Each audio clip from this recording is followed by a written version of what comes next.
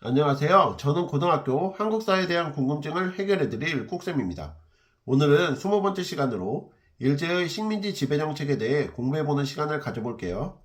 먼저 20세기 전반 세계의 상황은 어떠했는지부터 살펴볼 건데요. 독일, 오스트리아와 헝가리, 이탈리아 간의 삼국 동맹과 영국, 프랑스, 러시아의 삼국 협상의 대립과 발칸반도에서 독일, 오스트리아 등 게르만족이 과거의 세력을 회복해야 한다고 주장하며 슬라브족인 러시아, 세르비아 등의 범슬라브주의와의 대립이 있던 와중 오스트리아와 헝가리가 보스니아를 합병하자 이에 반발한 세르비아의 청년이 사라예보에서 오스트리아, 헝가리의 황태자 부부를 암살한 사라예보 사건이 발생. 이로 인해 오스트리아와 헝가리가 세르비아에 선전포고를 하고 여기에 동맹국과 협상국이 개입, 제1차 세계대전이 발발하게 되는데 이에 독일이 영국의 해상봉쇄를 무너뜨리기 위해 잠수함으로 중립국 선박까지 공격한 무제한 잠수함 작전을 펼치게 되고 이 작전으로 영국 선박에 타고 있던 미국인들이 사망하자 미국이 전쟁에 참전, 결국 연합국의 승리로 끝나게 됩니다. 제1차 세계대전 이후 모든 민족이 자기 민족의 정치적 진로를 스스로 결정할 권리가 있다는 민족 자결주의, 국제연맹 창설 등의 내용을 담은 미국 대통령 윌슨의 14개조 원칙이 채택되고 파리 평화회의의 결과로 31개 연합국과 독일이 맺은 강화조약으로 독일이 해외 식민지를 상실하고 군비를 감축하며 배상금을 부담한다는 내용의 베르사유 조약이 체결되게 되고요. 또한 1920년 전쟁 방지와 평화 유지 목적으로 국제연맹이 창설되었으나 미국, 독일, 소련의 불참으로 침략 행위를 저지할 군사력을 갖추지는 못하였어요. 20세기 전반에는 러시아 혁명과 반제국주의 민족운동도 일어났는데요. 러시아의 재정이 붕괴되며 레닌이 이끄는 혁명정부가 수립되고 토지사유 폐지, 주요 시설 국유화 등의 사회주의 개혁이 단행되며 1922년 소비에트 사회주의 공화국 연방, 즉 소련이 수립되게 되는데 이후 레닌이 민족자결의 원칙을 선언하고 식민지 민족의 독립운동 지원을 약속하는 등의 활동이 이루어지게 됩니다. 또한 1919년 파리 강화회의에서 미국 대통령 윌슨이 제시한 민족 자결주의가 수용되며 중국 내에서 독일이 가졌던 이권이 연합국으로 참전했던 일본에 넘어가자 일어났던 반일, 반제국주의 운동인 오사운동, 인도의 반영운동과 같은 민족운동이 확산되게 되고요. 제1차 세계대전의 연합국 측에 참전했다가 산둥반도와 남태평양 일대 독일의 식민지를 점령하고 중국의 21개조 요구를 강요하며 일본이 팽창하게 되었고 이에 서구 열강이 일본을 견제, 일본이 산둥반도를 중국에 반환하고 1921년 11월부터 1922년 2월까지 워싱턴에서 열린 국제회의로 회의 결과 해군 주력함에 있어 미국 대 영국 대 일본의 보유 총 톤수 비율이 정해졌던 워싱턴 회의로 인해 영일 동맹이 폐기되고 일본군의 철수, 군비 축소 등이 이루어지게 되었다는 점도 기억해 두세요. 자, 이제 무단 통치와 수탈체제의 확립에 대해 알아볼까요?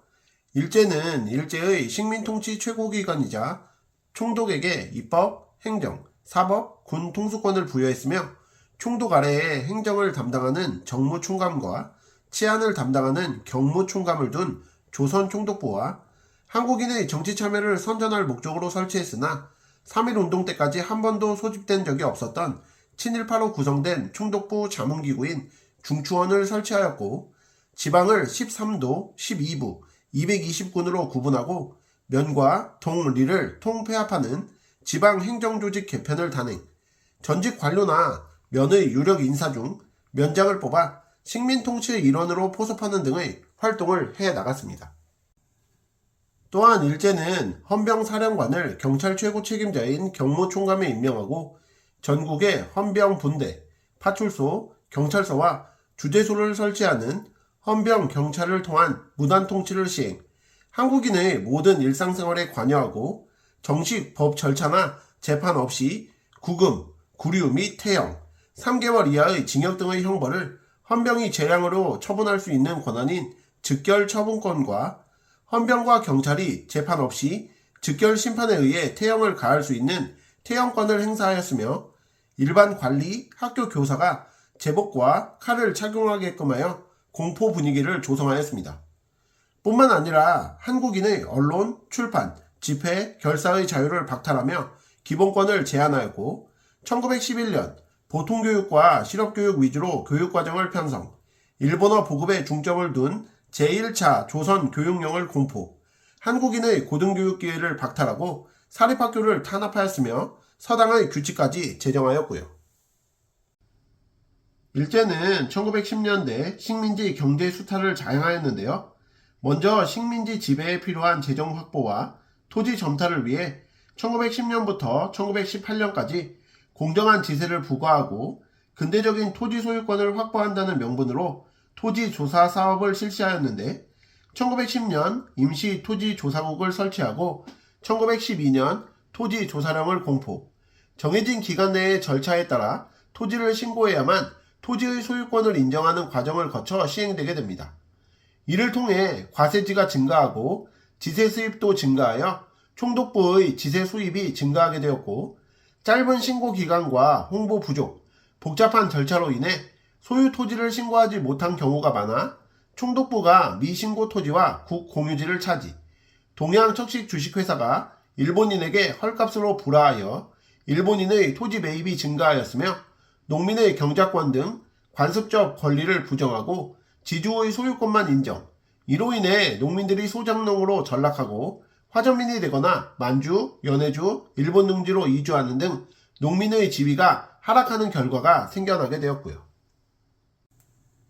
이에 더해 일제는 민족자본의 결집과 성장을 억제시키고 효율적인 식민지 경제 수탈을 목적으로 산업활동도 통제하였는데 1910년 한국인 자본이든 일본인 자본이든 회사 설립 시 조선 총독의 허가를 받게 하고 이를 어기면 총독이 기업을 해산시키는 것이 가능한 회사령을 공포, 한국의 산업을 일본 자본주의의 요구에 맞춰 식민지 산업체제로 재편하려 하였고 어업령, 광업령, 은행령 등도 공포, 경제활동을 허가제로 전환하였습니다.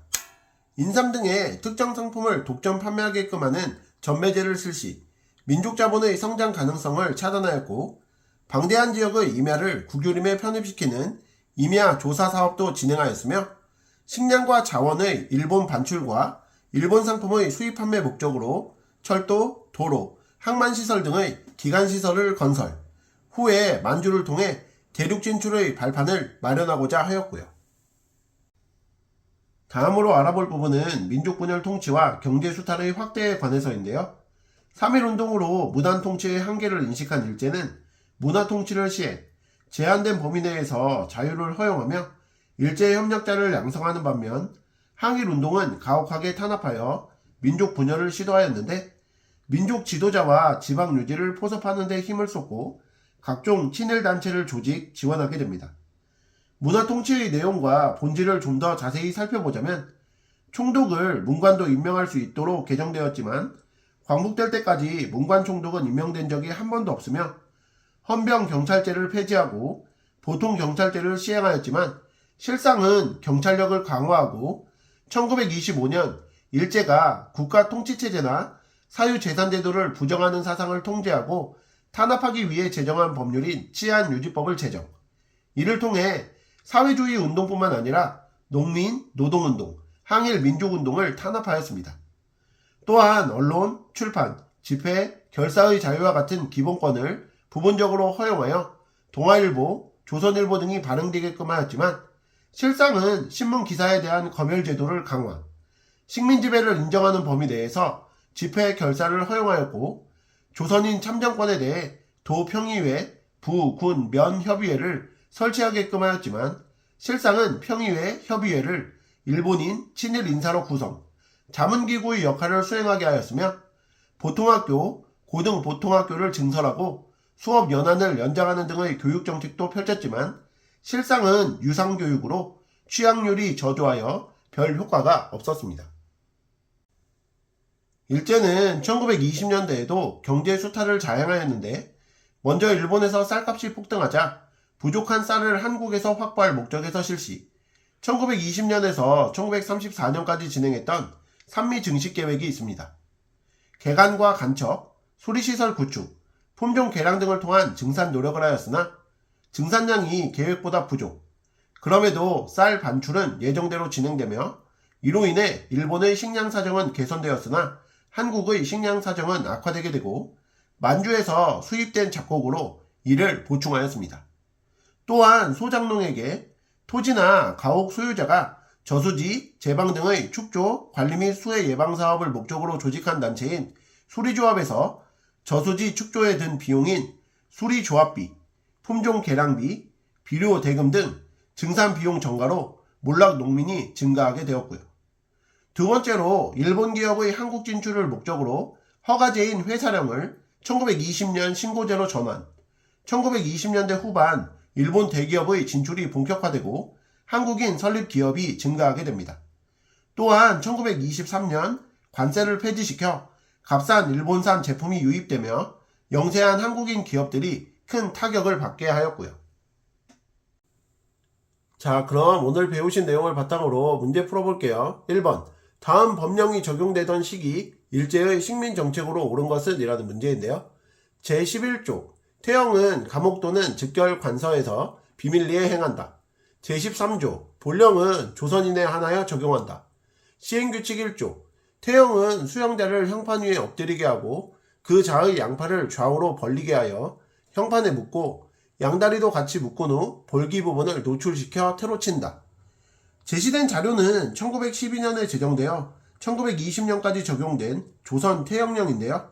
이 시기 일제는 헌병 경찰제도를 바탕으로 강력한 무단 통치를 실시하였죠. 이를 바탕으로 보기를 살펴볼게요. 1번 헌병 경찰제를 시행하였다. 이것이 정답이죠. 2번 치안유지법을 제정하였다. 이것은 정답이 아닌데요. 치안유지법은 1925년에 제정되었어요. 3번 보통학교의 수업 연한을 늘렸다. 이것도 정답이 아닌데요. 일제는 1920년대 제2차 조선교육령을 발표하면서 보통학교의 수업 연한을 6년으로 늘렸는데요. 이것은 무단통치와는 관련이 없어요. 4번 신사참배, 궁성요배 등을 강요하였다. 이것도 정답이 아닌데요. 신사참배, 궁성요배 등은 민족 말살 통치 시기에 강요되었어요. 5번 도평의회와 부, 면, 협의회를 설치하였다. 이것도 정답이 아닌데요. 일제는 1920년대 이른바 문화통치를 실시하면서 도평의회와 부, 면, 협의회를 설치하였죠. 그러므로 1번 문제에 대한 정답은 1번이 되겠습니다. 2번 문제도 풀어볼게요. 밑줄 친 이 시기에 있었던 사실로 옳은 것을 보기에서 고르시오라는 문제인데요. 이 시기 일제의 식민통치 방식의 한 사례로는 보통학교의 교사들에게 헌병 경찰처럼 제복을 입게 하고 칼을 차게 한 것이 있다. 이처럼 일제는 공포심을 조성하여 한국인을 위협하였다. 자, 밑줄 친 이 시기는 1910년대 무단통치 시기인데요. 이 시기 사립학교에 대한 탄압을 피해 민족교육을 실시하는 개량 사당이 증가하자 일제는 서당규칙을 발표하여 한국인의 교육을 억압하였고요. 또한 범죄 즉결례를 제정하여 헌병경찰이 정식 재판 없이 한국인에게 벌금이나 구류 등의 처벌을 내릴 수 있게 하였습니다. 이를 바탕으로 보기를 살펴보면 니은의 서당규칙 발표와 디귿의 범죄 즉결례 제정이 정답임을 알 수 있는데요. 기억의 간도협약 체결은 1909년에 체결되었으니까 정답이 될 수 없고요. 리을의 국가총동원법 제정은 1938년에 제정된 것이니까 정답이 될 수 없습니다. 그러므로 이번 문제에 대한 정답은 니은과 디귿이 되겠습니다. 3번 문제도 풀어볼게요. 다음 대책에 따라 실시된 일제의 정책으로 옳은 것은? 이라는 문제인데요. 1. 친일단체 조직의 필요. 중심적 친일 인물을 물색하게 하고 그 인물로 하여금 귀족, 양반, 유생, 부호, 실업가, 교육가, 종교가 등 각기 계급 및 사정에 따라 각종의 친일적 단체를 만들게 한 후 그에게 상당한 편의와 원조를 제공하여 충분히 활동토록 할 것. 자, 제시된 자료는 1920년 사이토 마코토 총독이 발표한 조선 민족운동에 대한 대책인데요. 일제는 우리 민족의 문화와 관습을 존중하겠다고 선전하며 문화통치를 표방하였습니다. 언론, 출판, 집회, 결사의 자유를 일부 허용하였고 이에 따라 조선일보와 동아일보 등 한국인이 발행하는 신문이 창간되기도 하였죠. 이를 바탕으로 보기를 살펴볼게요. 1번 단발령을 공포하였다. 이것은 정답이 될 수 없죠. 단발령은 1895년에 공포되었습니다. 2번 헌병 경찰제도를 시행하였다. 이것도 정답이 될 수 없는데요. 헌병 경찰제도는 1910년대에 시행되었죠. 3번 교원들에게 제복을 입고 칼을 차게 하였다. 이것도 정답이 아닌데요. 교원들에게 제복을 입고 칼을 차게 한 것은 1910년대 무단통치 시기의 일입니다. 4번 총독의 자문기관으로 중추원을 설치하였다. 이것도 정답이 아닌데요. 일제는 1910년 총독의 자문기관으로 중추원을 설치하였죠. 5번 조선일보와 동아일보의 간행을 허용하였다. 이것이 정답이죠. 그러므로 3번 문제에 대한 정답은 5번이 되겠습니다. 오늘의 마지막 4번 문제도 풀어볼게요. 일제가 추진한 가 계획의 결과로 옳은 것은 이라는 문제인데요. 가의 전개 과정에서 수리조합이 만들어지고 있으나 사실은 조합원들의 의사를 물어보지 않고 당국이 마음대로 만든 것이다. 조합원들은 수리조합 때문에 큰 고통을 당하고 있는데 경기도의 부평수리조합의 경우에는 조합원들이 수리시설로 얻는 이익보다 조합비 부담액이 크다고 한다. 어떤 조합원들은 수리조합이 만들어지기 전에 거두던 수확보다 10배나 많은 조합비를 내고 있다고 한다. 동아일보 1926년 12월 6일. 가는 산미 증식 계획인데요.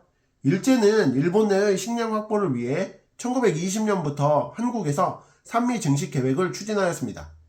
산미 증식 계획이 실시되었으나 일제가 계획한 대로 쌀 생산은 늘지 않았고 그럼에도 일본으로의 쌀 반출은 예정대로 진행되었죠.